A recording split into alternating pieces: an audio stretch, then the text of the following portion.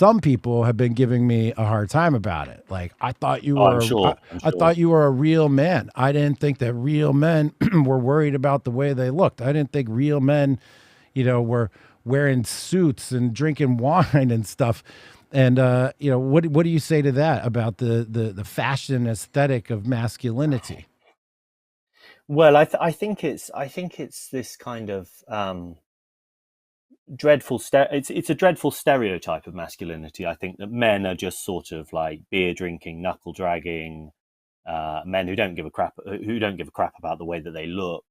I mean, that's certainly not the historical case. I mean, if you look back in time, then very very manly men, very very men who led lives of danger and great excitement, and they cared about what they looked like. I mean, if you go back to the Middle Ages and look at a group like the Landsknecht, who were mercenaries in Germany.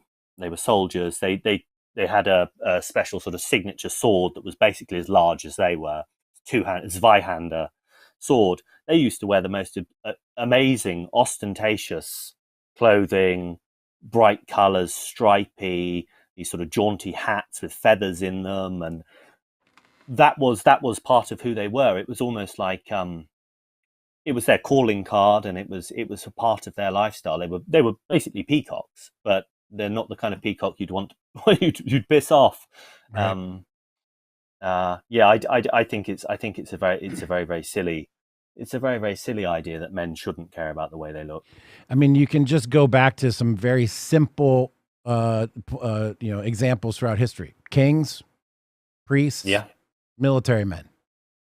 yeah, Like, I don't know if you get any more masculine than most of those there. I'm sure there were aberrations throughout history, but being leaders of men, courageous leaders of men, people that are pushing political ideas, mm, fighting for nation states, building great nations and empires, mm, they all had a very keen eye for aesthetics.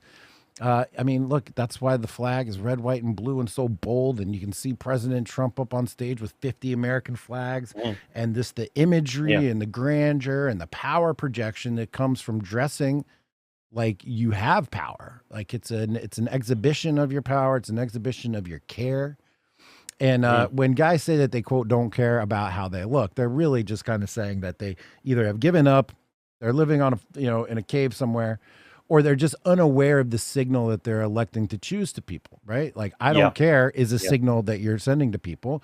And if people pick up mm, on that, well, that's the message that you're sending.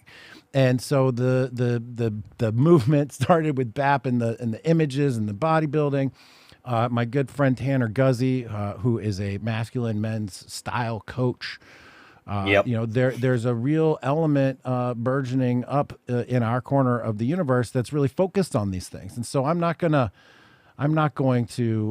stop wearing the suits or trying to be fashionable just mm, because some guy was like, "You're not a real man because you care about how you look." That's stupid. That is stupid. yep, And that's what the vibe I get all the way through the magazine is a real yep, heavy focus on aesthetics. yep, There's discussions about cigars and about bodybuilding routines and bodybuilding nutritions. There's images of classic cars. You have very well zeroed in on a great aesthetic. And one of the things I wanted to talk to you about, oh dang, I forgot to load up the imagery. But you turned me on to a new sculptor. Can you remind me yep. of his name and explain to us how you came in touch with him and what his aesthetic is and how it's working with your vibe too? Well, he's called Fender Villiers, and he's a British artist. And what he's basically trying. He's a sculptor. He's a sculptor. He works in bronze and stone. And what he's basically trying to do is he's going back to the very early modernists, early 20th century, especially people like the Italian Futurists. Right. And I think that he sees in the futurist movement in particular and the early modernist movement more broadly like a lost opportunity. It was a time of tremendous technological change and all sorts of new artistic ideas and social and literary ideas that were sort of flowing around. There was all this sort of wonderful energy that then became sort of misdirected and ended up in the art that we know today, in modern art, postmodern art, which is for the most part just meaningless drivel. But the kind of so what he's trying to do basically is he's trying to take art to go back to that time and take art in a different direction. It's the road not traveled, basically. And he just produces these tremendously powerful, vital sculptures that are very highly stylized. I mean, you look at them and you see the influence. It's obvious that they're very angular. They're very obviously influenced by Italian modernism. And yet there's something, I mean, he's so skillful. There's something about the way that he works. They just feel totally new and fresh. And I suppose what's novel about this is that the art world is so totally, like the academic world and the literary world, is so totally owned by leftists and by people who now just promote the most dysgenic ideals, whose art and literature really is just totally subjective. It isn't really worth a damn.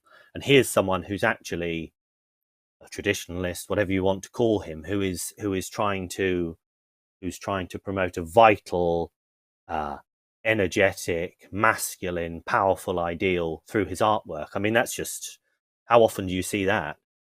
You don't. And what I loved about seeing his work, and I apologize for not remembering his name. I've actually been DMing with him quite a bit. I want to have him on the show as well.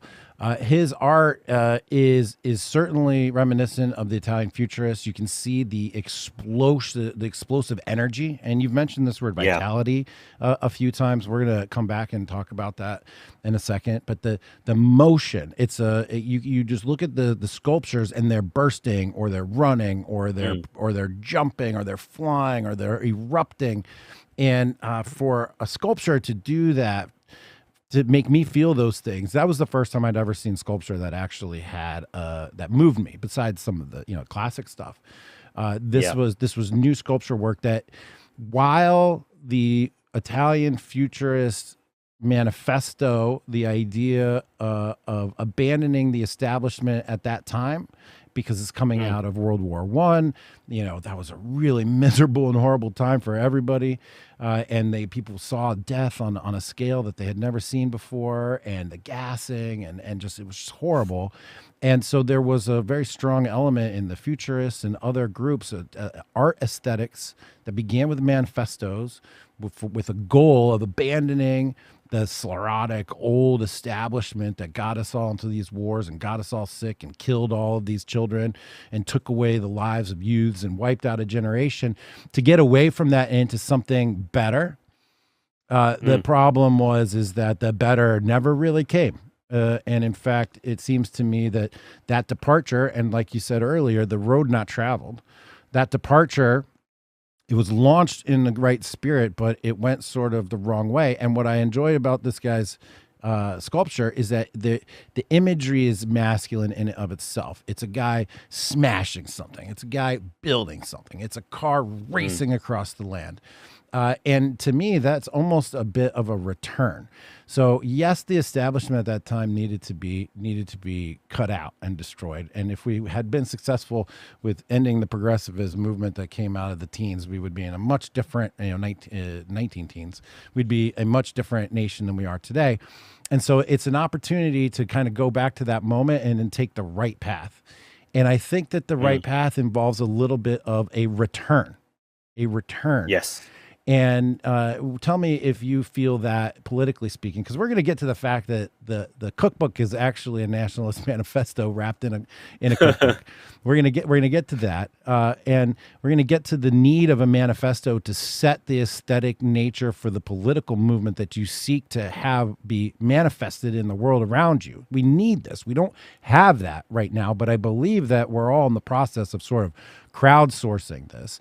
But what is your reaction to the idea that, going back to that moment in time, being anti the establishment of that moment, but instead of going into the future, the scientific, progressive future that you can just materially make your life better and everything will be better, instead of going in that direction, which Art Deco, for as much as I love, did really sort of cherish that element, and instead a return to the classical values and aesthetic values of antiquity, even that were proven to be successful and valuable in a much Lindy kind of way. What do you think about that?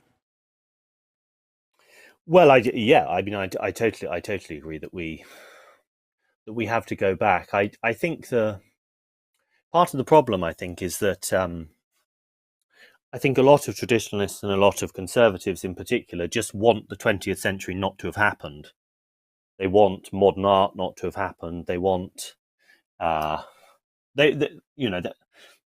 unrealistic in their expectations about how we're going to lead some kind of traditionalist revival. For instance, it's just like, oh, we can go back to living in villages and stuff. I mean, you hear people say that sort of thing. You see Right. it return to tradition memes and all sorts of sort of that kind of stuff. Where people are sort of, and these traditionalist aesthetics accounts that post really nice pictures of lovely sort of Belgian villages and stuff like that. But it doesn't get you anywhere thinking. Obviously, I think the roots of the present problem are very, very deep, and I think you can trace. I think you can trace the roots of our present predicament very, very far back. I think you can trace some of them back to antiquity. Even it's not that the past in itself is good. I think there are bad things about the past, and I've just written an article for Man's World that's about the ideal of returning to living in villages and how much of a bad idea that would be. Because actually, if you look historically at what living in a village was like, it's not really, for most people, that different not really that different from the kind of frustrations you would experience in the modern world, like, for instance, total lack of privacy and pervasive surveillance. So I suppose what I'm trying to say is that yes, I do think that we absolutely have to rekindle the past, but we have to be careful about how we do it. We have to be selective, and that's what I like about what Fender Villiers is doing. That it is a very, very selective attempt to go back. He's picked up on some particular moment in art history which he thinks is decisive, or one of the decisive moments, and he's running with it.